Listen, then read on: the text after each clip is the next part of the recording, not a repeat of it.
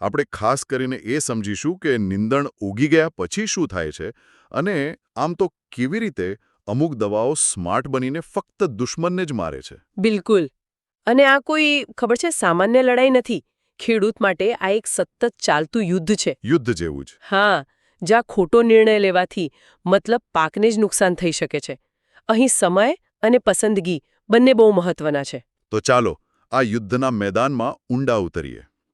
સ્ત્રોત મુજબ એક વ્યૂહરચના છે પોસ્ટ ઇમર્જન્સ હર્બિસાઇડ. આનો સીધો સાદો અર્થ શું થાય?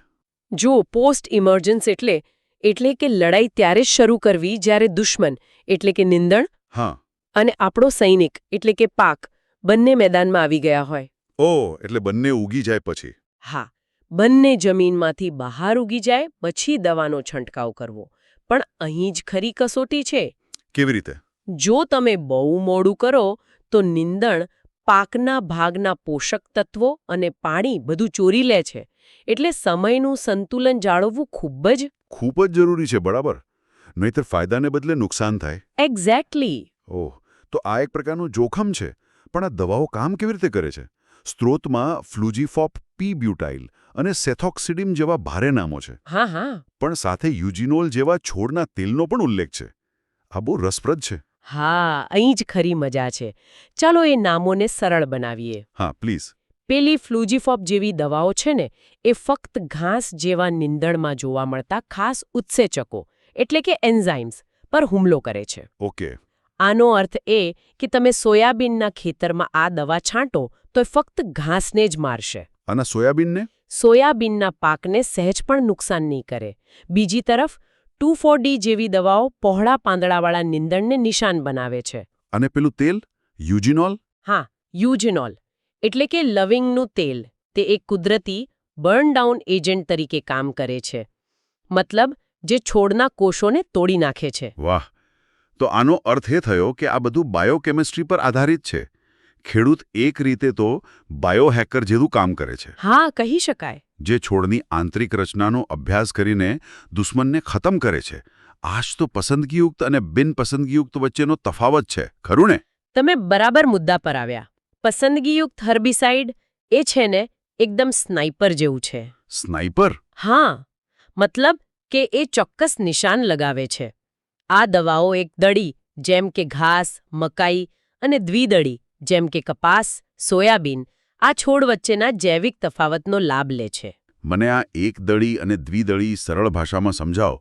શું એ એવું છે કે આ દવાઓ પાસે આમ એક એવી ચાવી છે જે ફક્ત એક જ પ્રકારના તાળામાં લાગે અને બીજા છોડને સુરક્ષિત છોડી દે? બિલકુલ સાચું. આનાથી સારો કોઈ દાખલો ન હોઈ શકે. ખરેખર. હા, દરેક પ્રકારના છોડની આંતરિક બનાવટ અલગ હોય છે. પસંદગીયુક્ત દવા એ જ તફાવતને ઓળખીને કામ કરે છે. જેમ કે આપણા ઘરે લોનમાં જે વીડ એન્ડ ફીડ વપરાય છે ને, એ પણ આનું જ ઉદાહરણ છે. તે પહોળા પાંદડાવાળા નીંદણ જેમ કે ડેન્ડિલિયન એને મારે છે, પણ તમારા ઘાસને કંઈ નથી થવા દેતું. સમજાયું. તો પછી બિનપસંદગીયુક્ત હર્બિસાઇડ એટલે કાર્પેટ બોમ્બિંગ. જે રસ્તામાં આવે એ બધું જ સાફ. બરાબર. પણ આવું જોખમી પગલું કોઈ ક્યારે લે? આ તો પોતાના જ પાકને નુકસાન કરવા જેવું થયું. સારો સવાલ છે. કાર્પેટ બોમ્બિંગના પણ ચોક્કસ કારણો હોય છે. એક, વાવણી પહેલા આખું ખેતર સાફ કરવા માટે. ઓકે. બીજું, ખેતરની વાડ પાસે કે રસ્તાના કિનારે ઉગેલા બિનજરૂરી ઘાસનો નાશ કરવા. અને ત્રીજું, જે સૌથી આધુનિક ઉપયોગ છે, એ શું છે? તે અમુક ખાસ પ્રકારના જીનેટિકલી મોડિફાઈડ એટલે કે GM પાક સાથે. ઓકે. જેમ કે રાઉન્ડઅપ રેડી સોયાબીન. એક્ઝેક્ટલી. આ પાક પર ગ્લાયફોસેટ જેવી બિનપસંદગીયુક્ત દવાની અસર જ નથી થતી, પણ ખેતરમાં બીજું બધું જ નીંદણ સાફ થઈ જાય છે. વાહ! તો ટેકનોલોજીએ તો આ કાર્પેટ બોમ્બિંગને પણ એક રીતે સર્જિકલ બનાવી દીધું છે. હા, કહી શકાય. આખી ચર્ચા પરથી એ સ્પષ્ટ થાય છે કે હર્બિસાઇડના ઉપયોગ એ માત્ર દવા છાંટવા જેટલો સરળ નથી, પણ એની પાછળ ઊંડું વિજ્ઞાન, વ્યૂહરચના અને સમયનું ગણિત જોડાયેલું છે. ચોક્કસ. અને જો આપણે એને મોટા ચિત્રમાં જોઈએ તો આ પસંદગી પાછળ માત્ર પાકનું ઉત્પાદન જ નથી, પણ જમીનનું સ્વાસ્થ્ય અને પર્યાવરણ પર થતી અસરો જેવા મોટા મુદ્દાઓ પણ જોડાયેલા છે. યોગ્ય દવાનો ઉપયોગ આ બધી બાબતોમાં સંતુલન લાવી શકે છે. આ શાકભાજીમાં વપરાતી નીંદણનાશક દવાઓ વિશે છે. હવે પહેલી નજરે તો આ બહુ ટેકનિકલ અને થોડું સૂકું લાગે નહીં? લાગે, બિલકુલ લાગે. પણ સાચું કહું તો આમાં જ ખરી મજા છે. એમ? હા, આ ચાર્ટ બતાવે છે કે ખેતી હવે કોઈ અનુમાનનો ખેલ નથી. એ એકદમ ચોક્કસ વિજ્ઞાન છે. બરાબર. ચાલો તો પછી આને સમજીએ. ક્યાંથી શરૂ કરીએ? બટાકાથી કરીએ? હા, ચાલો. અહીં ફ્લુક્લોરેલિન અને પેન્ડિમેથલિન જેવી દવાઓનું સૂચન છે. પણ મને જે વાત રસપ્રદ લાગી એ છે એના ઉપયોગનો સમય. એક જગ્યાએ લખ્યું છે ઉગ્યા પહેલા અને બીજી જગ્યાએ છોડ પહેલા. આ બંનેમાં કોઈ ખાસ ફરક છે કે પછી સરખું જ કહેવાય? અરે, આ તફાવત જ તો આખો ખેલ છે. ઓહ! જુઓ, છોડ પહેલા એટલે એમ કે જમીન તૈયાર કરતી વખતે દવા નાખી દેવી. અચ્છા. અને ઉગ્યા પહેલા એટલે બીજ વાવી દીધા પછી પણ પાકનો છોડ જમીનમાંથી બહાર દેખાય એ પહેલા છંટકાવ કરવો. એટલે બંનેનો હેતુ એ જ છે કે નીંદણને ઉગતા પહેલા જ રોકી દેવું? એકદમ બરાબર. જેથી આપણો મુખ્ય પાક શરૂઆતથી જ તંદુરસ્ત રીતે વધી શકે, કોઈ સ્પર્ધા વગર. સમજાઈ ગયું. એટલે પાકને હેરાન કર્યા વગર જ નીંદણનો નાશ. પણ આ તો બટાકાની વાત થઈ, જેમાં બીજ સીધા વાવીએ છીએ. હા. ડુંગળી અને લસણ જેવા પાકોનું શું? એમાં તો ઘણીવાર રોપણી થાય છે ને? ખૂબ સરસ મુદ્દો પકડ્યો તમે. ત્યાં મેં જોયું કે પ્રત્યારોપણ કરતા પહેલા એવું લખ્યું છે અને સાથે કૌંસમાં છે માટી સામેલ છે. એનો શું મતલબ? માટી સામેલ છે એ બહુ મહત્વનું છે. એનો અર્થ એ છે કે દવાને ફક્ત જમીન પર છાંટવાની નથી. તો છાંટીને તરત જ એને પાવડા કે કોઈ સાધનથી માટીમાં હળવેથી ભેળવી દેવાની છે. ઓહ, પણ એ તો ખેડૂત માટે વધારાનું કામ થયું ને? એવું શા માટે કરવું પડે? કરવું પડે કારણ કે આમ કરવાથી દવા જમીનમાં એક રક્ષણાત્મક સ્તર બનાવે છે. અચ્છા. એટલે જ્યારે તમે ડુંગળી કે લસણનો છોડ રોપો ત્યારે એના મૂળ સીધા એ સુરક્ષિત વિસ્તારમાં જાય છે જ્યાં નીંદણ ઉગી જ નથી શકતું. વાહ, આ તો મેં વિચાર્યું જ નહોતું. બહુ સરસ. હા, આ થોડી વધારાની મહેનત છે પણ લાંબા ગાળે પાકને બચાવે છે. મને બીજો એક સવાલ થાય છે. મેં જોયું કે ફ્લુક્લોરેલિન જેવી એક જ દવા એ બટાકા, કોબીજ, ગાજર, બીજા ઘણા પાકોમાં વપરાય છે. હા. તો શું એક જ દવા બધા માટે કામ કરી શકે? એ કેવી રીતે શક્ય બને? આને તમે રસોઈની જેમ સમજી શકો. રસોઈ? કેવી રીતે? એમ કે મરચું તો એક જ હોય છે, પણ દાળમાં ચપટી ભરી નાખીએ અને શાકમાં કદાચ અડધી ચમચી. ખરું ને? હા, બરાબર. બસ, પાકનું પણ એવું જ છે. દરેકની સહન કરવાની ક્ષમતા અલગ અલગ હોય. એટલે દવા એક જ પણ માત્રા અલગ. માત્રા અને સમય બંને. જેમ કે બટાકામાં ફ્લુક્લોરેલિન 1 કિલો પ્રતિ હેક્ટર છે, તો ગાજરમાં એ 0.75 થી 1.5 કિલો સુધી છે.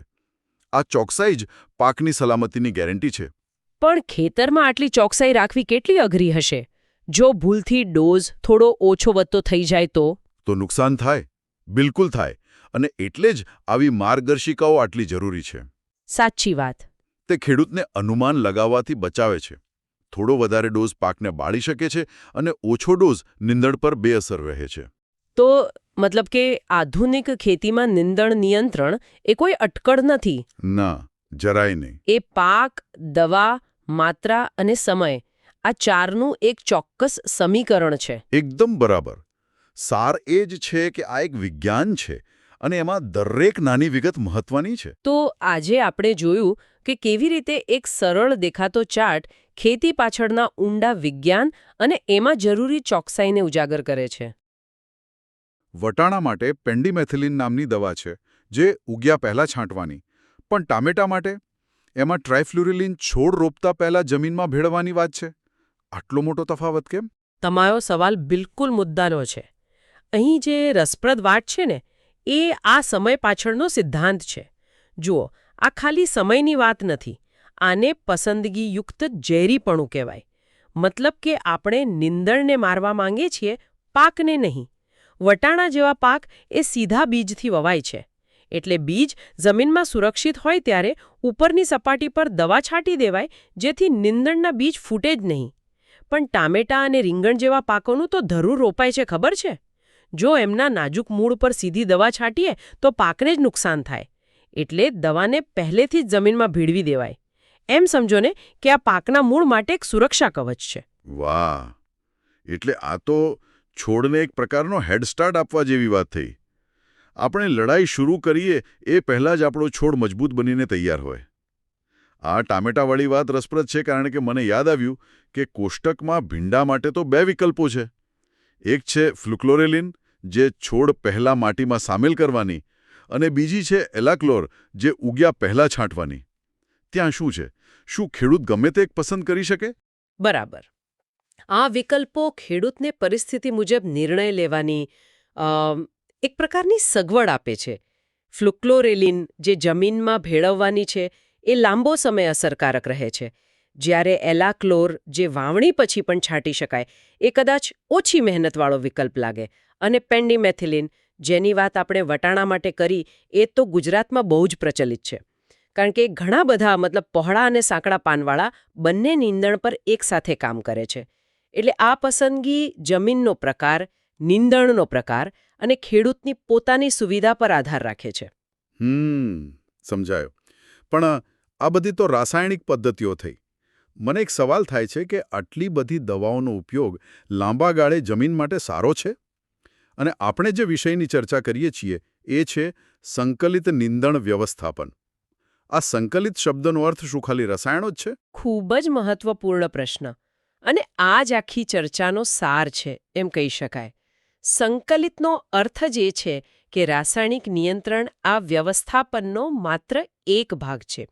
એ સંપૂર્ણ ઉકેલ નથી.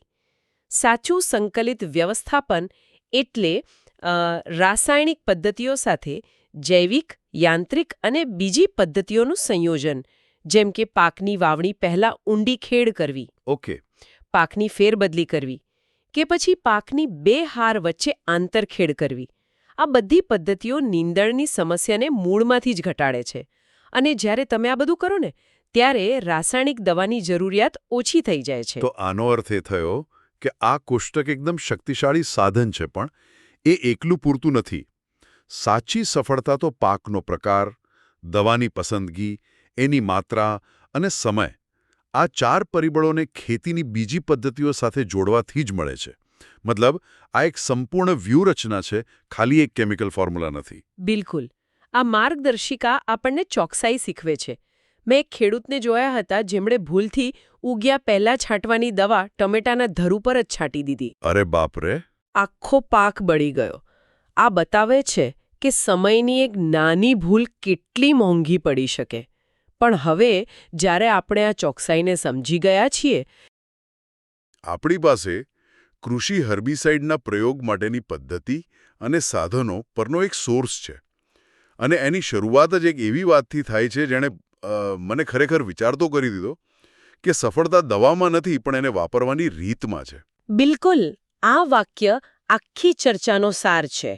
મતલબ, તમારી પાસે દુનિયાની શ્રેષ્ઠ દવા હોય, પણ જો એને પહોંચાડવાની રીત ખોટી હોય તો બધું નકામું. બધું જ નકામું. પૈસા અને મહેનત બંને પાણીમાં. મુખ્ય ઉદ્દેશ્ય છે કે દવાનું દરેક ટીપું લક્ષ્ય પર જ પડવું જોઈએ. બરાબર. એટલે જ કદાચ સોર્સમાં નાના અને મોટા ખેતરો માટે અલગ અલગ સાધનોની વાત કરી છે. તો આ સાધનોમાં મુખ્ય તફાવત શું છે? જુઓ, નાના ખેતર કે ગ્રીનહાઉસ માટે પેલો પીઠ પર લગાવવાનો પંપ આવે ને, હા, નૈપસેક સ્પ્રેયર. બરાબર, એ ચાલે. પણ જો તમારું ખેતર મોટું હોય તો એનાથી તો દિવસો નીકળી જાય.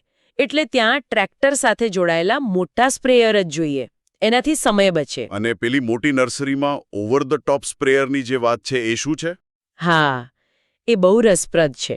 એને એવું સમજો કે જાણે પાકની ઉપર એક ચાલતી ફુવારાની લાઈન હોય, જે આખી ક્યારી પર એક સરખો છંટકાવ કરતી જાય. એક સાથે હજારો છોડ કવર થઈ જાય. વાહ! આનાથી તો કામ બહુ ચોકસાઈથી થતું હશે. પણ મને લાગે છે કે સ્પ્રેયર ગમે તેટલો સારો હોય, જો એના છેડે લાગેલી નોઝલ બરાબર ન હોય તો આખી રમત બગડી જાય.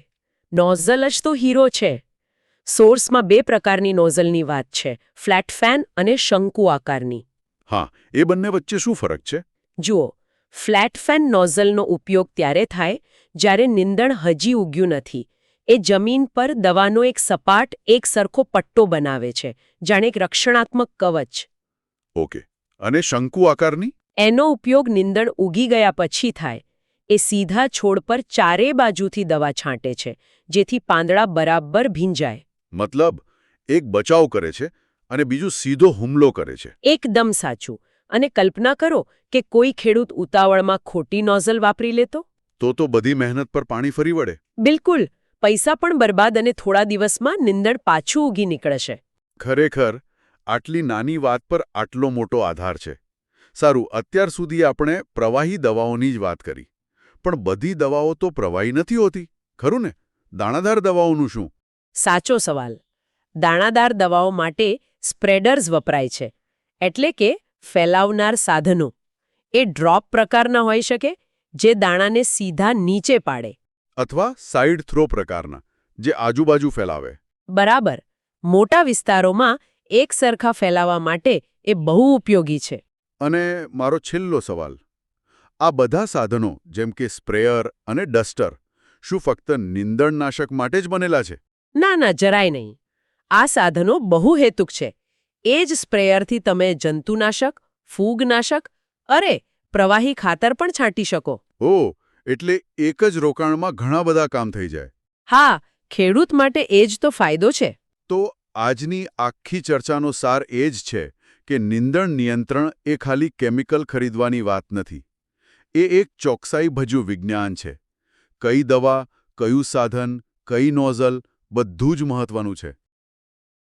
ખેડૂત, પાક અને પર્યાવરણ. મતલબ કે ત્રણેયને કેવી રીતે સુરક્ષિત રાખી શકાય એ છે. આપણે આને છે ને 3 સરળ ભાગમાં સમજીશું. તૈયારી, છંટકાવ વખતે અને છંટકાવ પછી. સરસ. તો ચાલો તૈયારીથી જ શરૂ કરીએ. પહેલો જ મુદ્દો છે કે દવાનું લેબલ બરાબર વાંચવું અને સ્પ્રે સાધનોને કેલિબ્રેટ કરવા. આ કેલિબ્રેશન શબ્દો થોડો ટેકનિકલ લાગે છે. એનો સાદો અર્થ શું કરી શકાય? કેલિબ્રેશન એટલે, જુઓ, તમારા પંપને એવી રીતે સેટ કરવો કે દરેક છોડ પર એકસરખી અને યોગ્ય માત્રામાં દવાનો છંટકાવ થાય. તમે વિચારો, જો ક્યાંક વધારે દવા છંટાઈ જાય અને ક્યાંક ઓછી, હા, તો જ્યાં વધુ દવા પડશે ત્યાં પાક બળી શકે અને જ્યાં ઓછી પડશે ત્યાં નીંદણ નહીં મરે. એટલે પૈસા અને મહેનત બંને બગડે. બરાબર. એટલે ચોક્કસાઈ ખૂબ જ જરૂરી છે. પણ એક વ્યવહારુ વાત કરીએ. આ માર્ગદર્શિકામાં મોજા, માસ્ક, ટોપી જેવા વ્યક્તિગત સુરક્ષા સાધનો પર બહુ ભાર મુકાયો છે. પણ શું ખેડૂતો આટલી ગરમીમાં આ બધું પહેરીને કામ કરી શકે? શું એ શક્ય છે? તમારો મુદ્દો એકદમ સાચો છે. તે અઘરું તો છે જ, પણ આપણે સમજવું પડશે કે આ રસાયણો એક પ્રકારના ધીમા ઝેર જેવા છે. એની અસર તરત નથી દેખાતી, પણ લાંબા ગાળે ચામડી અને શ્વાસની ગંભીર બીમારીઓ થઈ શકે છે. એટલે આમાં કોઈ બાંધછોડ ન ચાલે. આ તો પોતાના સ્વાસ્થ્યમાં એક રોકાણ છે. સાચી વાત છે. ઓકે, તો સાધનો અને પોતાની સુરક્ષાની વાત થઈ. પણ મને ગાઈડલાઈનમાં એક મુદ્દો વાંચીને ખરેખર નવાઈ લાગી. આ બેન્ડ સ્પ્રેઇંગની વાત. આપણે તો એમ જ માનીએ કે આખા ખેતરમાં દવા છાંટવી પડે. અને અહીંયા જ તો સ્માર્ટ ફાર્મિંગની વાત આવે છે. બેન્ડ સ્પ્રેઇંગ એટલે આખા ખેતરમાં છાંટવાને બદલે માત્ર પાકની હરોળમાં, જ્યાં નીંદણ છે, ત્યાં જ પટ્ટીમાં છંટકાવ કરવો. આના 2 મોટા ફાયદા છે. એક, તમારી લગભગ અડધી દવા બચી જાય, એટલે ખર્ચ સીધો ઘટી જાય. ઓહ, વાહ! અને બીજું, તમે જમીનમાં બિનજરૂરી રસાયણો નથી નાખતા, જે જમીનના સ્વાસ્થ્ય માટે ખૂબ જ સારું છે. આ તો ખરેખર બહુ અસરકારક લાગે છે.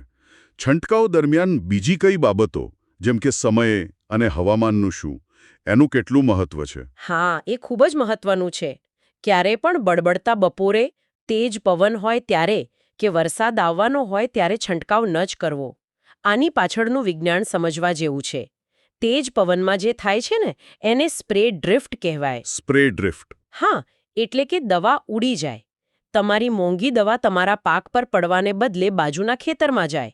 અને ત્યાં જો કોઈ સંવેદનશીલ પાક હોય તો તમે કાનૂની મુશ્કેલીમાં પણ મુકાઈ શકો છો. અને ગરમી કે વરસાદનું શું? વધુ પડતી ગરમીમાં દવા બાષ્પ બનીને ઉડી જાય, એટલે એની અસર ઓછી થઈ જાય. અને વરસાદ તો સીધો જ એને ધોઈ નાખે, એટલે તમારો બધો ખર્ચ પાણીમાં. એટલે શ્રેષ્ઠ સમય સવારનો અથવા સાંજનો ગણાય, જ્યારે હવા શાંત હોય. સ્પષ્ટ છે. હવે માની લો કે છંટકાવનું કામ પૂરું થઈ ગયું. તે પછીની કાળજી વિશે શું કહેવાયું છે? કામ પૂરું થયા પછી 2 વસ્તુઓ સૌથી જરૂરી. પહેલું, સાબુથી બરાબર હાથ પગ ધોવા, અને બીજું, જે સ્પ્રેયર છે એને તરત જ સાફ કરવું. આમાં આળસ કરવી બહુ ભારે પડી શકે છે. મને એક કિસ્સો યાદ છે. એક ખેડૂતે નીંદણનાશક છાંટ્યા પછી સાધન સાફ કર્યા વગર ઓહ. એ જ પંપથી બીજા પાકમાં વૃદ્ધિ પ્રેરક દવા છાંટી. પરિણામે આવ્યું કે નીંદણનાશકના જે અવશેષો હતા એને લીધે આખો બીજો પાક બળી ગયો. એટલે આ સફાઈ એ ખાલી સ્વચ્છતા નથી, પણ તમારા લાખોના નુકસાનને બચાવવાની ગેરંટી છે.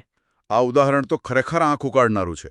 માર્ગદર્શિકામાં લાંબા ગાળાના આયોજનની પણ વાત છે, જેમ કે કયું નીંદણ ઉગે છે એની નોંધ રાખવી. શું આ બધું વ્યવહારુ છે? અહીંયા જ ખેડૂતની માનસિકતા બદલવાની વાત છે. આપણે નિંદ્રણને કેવી રીતે લઈએ છીએ કે આગ લાગે ત્યારે કૂવો ખોદીશું, પણ આ ગાઈડલાઈન કહે છે કે તમે એક ડિટેક્ટિવ બનો. તમારા ખેતરના વિલન એટલે કે નિંદ્રણને ઓળખો. કઈ ઋતુમાં કયું વધુ થાય છે એની ડાયરી બનાવો અને આવતી સિઝનમાં એ આવે પહેલાં જ એને રોકવાની તૈયારી કરો. આ પ્રોએક્ટિવ ખેતી છે, રિએક્ટિવ નહીં. સરસ. તો આજના વિશ્લેષણનો સાર એ છે કે આ માર્ગદર્શિકા ફક્ત શું કરવો એ નથી કહેતી, પણ શા માટે કરવો એ પણ સમજાવે છે. યોગ્ય તૈયારી, છંટકાવ વખતે સાવધાની અને તે પછીની કાળજી. આ બધું ભેગું મળીને ખેતીને સુરક્ષિત અને વધુ સફળ બનાવે છે. બરાબર.